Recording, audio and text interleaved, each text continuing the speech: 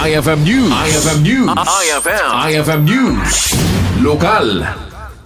Nakaawat dagiti nakurapay a pamilya wenno indigent families iti munisipyo ti Paway iti tulong iti 10 a kilo a bagas manipod iti may kadwa nga paset iti Food Assistance Distribution Program iti gobyerno probinsyal iti Ilocos Norte para iti ili ti Paway.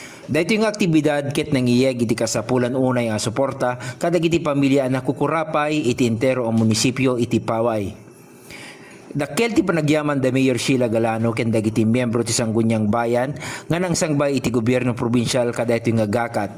In the ulwan the Governor Cecilia Araneta Marcos ken Vice Governor Matthew Marcos Manotok iti panagibunong anang pasingked manen iti panagkumit iti gobyerno probinsyal amang ipasigurado iti seguridad ken taraon ken mangisaknap iti tulong kadagiti nalakaam apektaran na sektor aglalo iti tiempo ti panagtutudo.